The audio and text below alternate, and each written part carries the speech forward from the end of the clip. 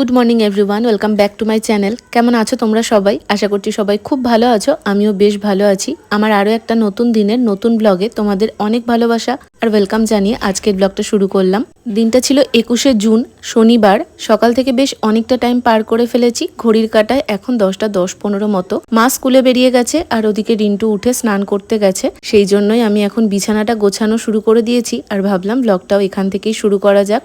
আজকে আমি ওই 7:30 নাগাদ উঠে পড়েছি। ওঠার পর নিজের যা কিছু কাজ ছিল সেগুলো একটু তাড়াতাড়ি করে শেষ করেছি। রান্নাঘরের কাজটাও শেষ হয়ে গেছে। আমার না তখন ক্যামেরাটা আর অন করা হয়নি। কালকে যেহেতু যাওয়া, আজকে ঘরটা একটু গুছিয়ে রাখা, জিনিসপত্র গোছানো, প্লাস ওই যে বহরমপুর থেকে আসার পর ব্যাগটা জেঠুর বাড়ি ছিল সেটা তো নিয়ে এসেছি, সেটাও খালি করা হয়নি। তো অনেক কিছু কাজ আজকে যেহেতু আছে, সেই জন্য যে কাজগুলো তাড়াহুড়ো করে আমি করে ফেলতে পারবো সেগুলো অফ ক্যামেরাই করে ফেলেছি। আর এদিকে এখন রিন্টুও বেরিয়ে যাচ্ছে।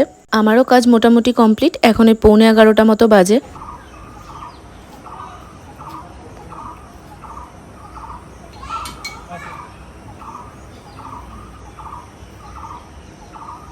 ভাত আর ডাল সকালবেলাতেই হয়ে যায়। রাতে যেহেতু আমি রিন্টু ভাত খাই, সেই জন্য কিছুটা পরিমাণ ভাত ফ্রিজে তুলে রাখা হয়েছে। আর ডালটা না গরম ছিল, সেই জন্য বাইরে রেখে দিয়েছিলাম। আর এখন যা পিঁপড়ে হয়েছে, এমনি বাইরে রাখাই যায় না, ওই জলের বাটির ওপর চাপিয়ে রাখতে হয়, তাহলে পিঁপড়ে ধরে না। এখন ডালটা ঠান্ডা হয়ে গেছে, তাই তুলে রাখলাম। এদিকে আমি এই সমস্ত কাজ করে বসেছিলাম ভিডিও এডিট করতে। বেশ কিছুটা টাইম ভিডিও এডিট করার পর ওই তখন বাজছে প্রায় 12:30 মতন। আমার এতক্ষণে খেয়াল পড়েছে ওর ভেজা গামছাটা আজকে মেলতেই ভুলে গেছি। আসলে ভিডিও এডিট করার এতই তাড়াহুড়ো ছিল যে আমি না এটা একদম ভুলে গেছিলাম। তাড়াহুড়ো করে এটাকে এখন মেলে দিলাম। আমার প্রতিটা দিন একটা ধরাবাঁধা রুটিনের মধ্যেই চলে। রিন্টু বেরোতে বেরোতে 11টা বাজতে 10। তারপর থেকে আমি একটু মার সাথে ফোনে কথা বলি, নিজের ব্রেকফাস্টটাও কমপ্লিট করি ওই টাইমে। তারপর বসি আমি ভয়েস দিতে। একটা ভিডিওতে ভয়েস দিয়ে নিই, ততক্ষণে জলটাও চলে আসে। তারপরে এই কাজগুলো আবার শুরু হয় আমার। তবে আজকে আমার কাজ খুবই কম, কারণ এই একটা মাত্র থালা আছে যেটা ধুতে হবে, আর সাথে একদম অল্প কটা বোতলেই জল ভরবো।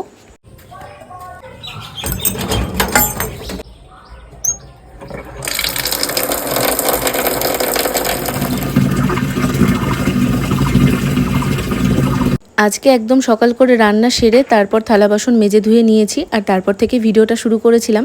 এটা শুধুমাত্র রিন্টুকে খাওয়ানোর পর একটাই থালা হয়েছিল, সেটাই এখন ধুয়ে নিলাম।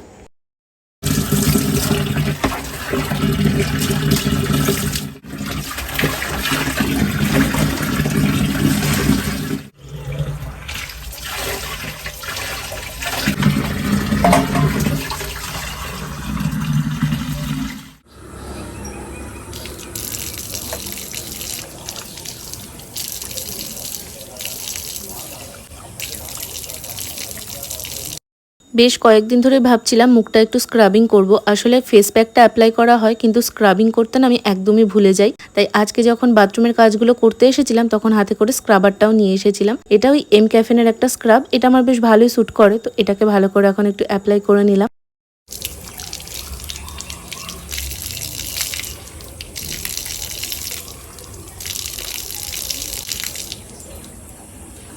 বেশ কিছুদিন ধরে তো টানা বৃষ্টি হলো, রোদের দেখা একদমই নেই। আজকেও কিন্তু সকাল থেকে কোনো রোদ নেই, একটা মেঘলা ওয়েদার। তবে আজকে বৃষ্টিটা এখন অবধি হচ্ছে না। বেশ সুন্দর একটা ঠান্ডা হাওয়া আছে, তাই কাজগুলো বেশ ভালোভাবেই হয়ে যাচ্ছে।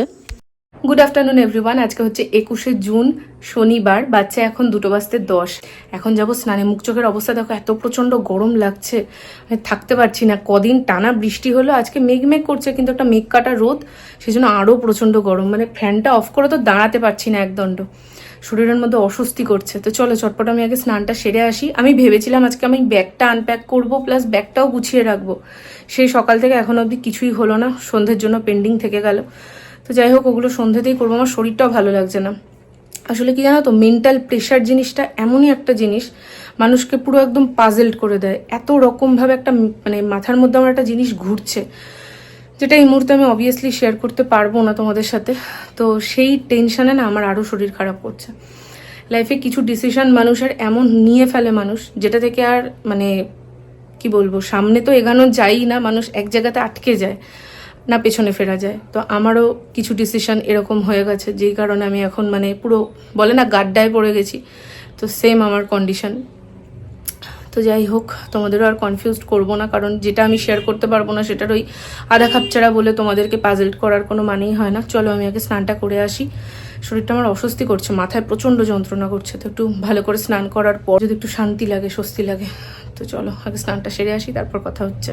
স্নান করে আসার পর থেকে শরীরটা প্রচণ্ডই খারাপ করছে, আর বেলা বাড়ার সাথে সাথে সেটা তো জ্বরেই কনভার্ট হয়ে গেছে। আসলে আমার একটা সমস্যা হয়, আমার যখন প্রচণ্ড বেশি টেনশন হয় সেটা আস্তে আস্তে আমার মাথা ব্যথা থেকে জ্বরের দিকে চলে যায়। তো সেই জন্য লাঞ্চ কমপ্লিট করে দুপুরবেলা একটা ঘুম দিয়েছিলাম, আর সন্ধ্যেবেলা এখন ওই 6:15-20 মতো বাজছে। বাইরে দেখো এখনো কিন্তু হালকা হালকা দিনের আলো আছে। ওঠার পর বেশ আমার শীত শীত করছে, আসলে ভেতর থেকে প্রচন্ড উইক লাগছে। কালকে এর মধ্যে আবার যাওয়া আছে। আমি এখন বসে ভাবছি কালকে আমি যাবো কি করে, শরীরটা যা খারাপ করছে। প্যারাসিটামল এই মুহূর্তে বাড়িতে দেখলাম শেষ হয়ে গেছে। আমি না সবসময় কিছু ওষুধ এক্সট্রা কিনে এনে রেখে দিই ঘরে, কিন্তু আজকে দেখছি প্যারাসিটামলটাও শেষ। রিন্টুকে ফোন করে বলে দিলাম প্যারাসিটামল আনতে, কারণ এই মুহূর্তে আমি যে রেডি হয়ে দোকানে যাব ওষুধ কিনে আনার জন্য সেই ক্ষমতাটুকু আমার শরীরে নেই। প্রচন্ডই টায়ার্ড লাগছে। তবে এখনো রাতের বেশ কিছু কাজ আছে। এই যে ব্যাগটা এখনো দেখো আনপ্যাক করা হয়নি। এই বড় ব্যাগটা এবার আর নিয়ে যাব না। এখান থেকে জামা কাপড়গুলো সবই কাঁচা, আসার আগ দিয়ে তো মা সমস্ত কিছু কেচেই দেয়, তোমরা তো দেখোই। সেগুলোকে ব্যাগ থেকে বের করে যেটুকুটা নেওয়ার সেটুকুটাই শুধু নেব, বাদ বাকি সবকিছু এখানে রেখে দিয়েই যাব।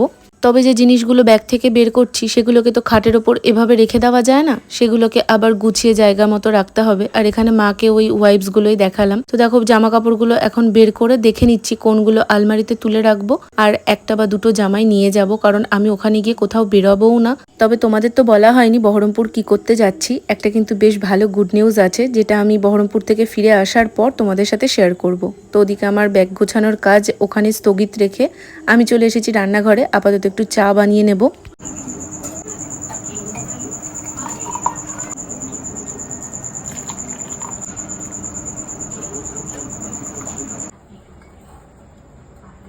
দুপুরবেলাতে আজকে একটু ভোগ প্রসাদের খিচুড়ি ছিল, তো সেটাই খেয়েছিলাম।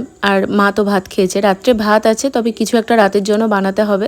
তবে শুধু ভাত না, ডাল, তরকারি, আলু ভাজা সবকিছুই আছে। কিন্তু এই পেঁয়াজি বা ডিম ভাজা কিছু একটা করলে একটু খেতে ভালো লাগবে, সেই জন্য ভেবেছিলাম ওই 10টা নাগাদ একটু পেঁয়াজিটা করব। কিন্তু মা বললো এখন মুড়ি খাবে, সেই জন্য পেঁয়াজিটা এখনই করতে। তাই জন্য আমি ওইদিকে পেঁয়াজটা কেটে ঝটপট করে পেঁয়াজিগুলো ভেজে নেব। আমার আসলে আজকে মুড়ি খাওয়ার মতন ইচ্ছা নেই, কিন্তু একটা ওষুধ মার কাছে আছে, তো সেটাই দেখি এখন খেয়ে নেব। সেই জন্যই অল্প করে একটু মুড়ি মাখবো, মাকেও দেবো আর নিজেও খাবো।